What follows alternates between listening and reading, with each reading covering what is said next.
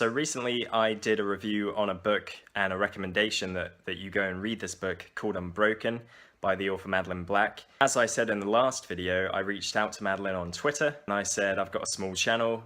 If you wanted to do a video just talking a bit about your book or your experience, I'd love to have you on. She said yes. She sent me that video today. I talked about the book a bit before, but it's really a story about overcoming really a horrible, indescribable event. And Madeleine, when she does describe the event in the book in full detail, it's shocking. I don't know what I really thought before. I guess I didn't, because we only really focus on things that seem relevant to our own lives. As I say, I've not been raped before. So I guess like anyone else, I picture a rape as maybe a woman's grabbed down an alleyway and forced up against a wall, or, you know, whatever. But when it's explained in this detail, and what happened to Madeleine is like the most disturbing, violent form of rape imaginable. And of course that will destroy someone's view on the world and trust in people, and especially men in her case. And the hardest part of the book for me to read was when Madeleine is suffering in silence, because the victim feels like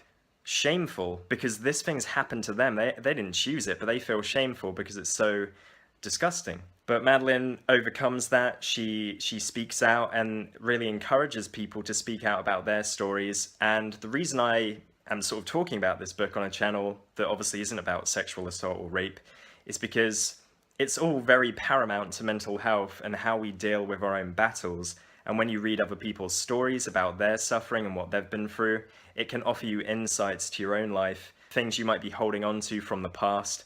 And this book in particular really allows you to release that.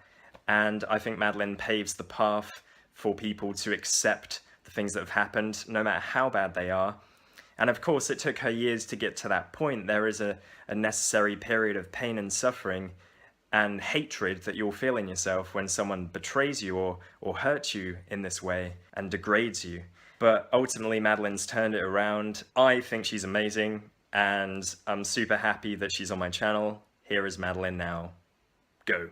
Hi there, just want to say a big thank you to making my first ever video review of my book Unbroken, and I just want to say how touched I was by your comments. You just really got it, and you don't have to have been raped or been in a similar situation to get something from this book, which is clearly what you experience as well.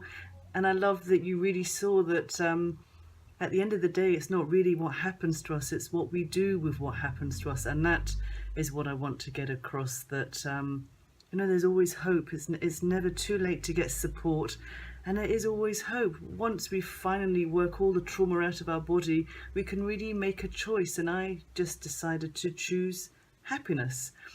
When it happened to me many years ago, I never thought that one day I would be speaking publicly, appearing on TV, radio, writing a book, but I decided to share my story because I didn't want to hide anymore. I didn't want to be ashamed, and I wanted to inspire some hope for people, which is what I think that I've done. I thought even if I've just helped one person, then it would be worth it. So I really shared my story actually about 3 years ago on the 22nd of September 2014 with an organisation called the Forgiveness Project, which is run by Marina Cantacuzino. And Marina, who is our founder, tells us that we're not storytellers, we are story healers. And I have felt that so many times since I shared my story, and I completely understand what she means now. When I first shared my story, I underestimated what the impact would be. To start with, it was just friends and family that got in contact, because most of them didn't really know my story, or they didn't know that it was near fatal. And then I started to get messages from people within the UK that I didn't know, and then the messages extended now to all over the world. And now that I've written my book, I get messages from people all the time sharing their stories. You know, unfortunately my story is just one of many people out there. And when I decided to share my story with the Forgiveness Project, Marina said to me, you know, you don't need to put your photo up, you don't need to share your name. But I just decided I've got nothing. to be ashamed about. This was something that was done to me. I never invited it, and I have nothing to be ashamed about. I'm not ashamed to say that I have been raped on more than one occasion, but I do know that shame is crippling, and the shame silenced me for many, many, many years. But right now I just refuse to be silent anymore, and I don't care if people know my name or my face, because I want people to see that the shame does not belong to me. I carried inappropriate shame and guilt for many, many years, and it's a hard one to walk through, but it is possible once we realise that the shame is inappropriate and it really belongs to the perpetrators.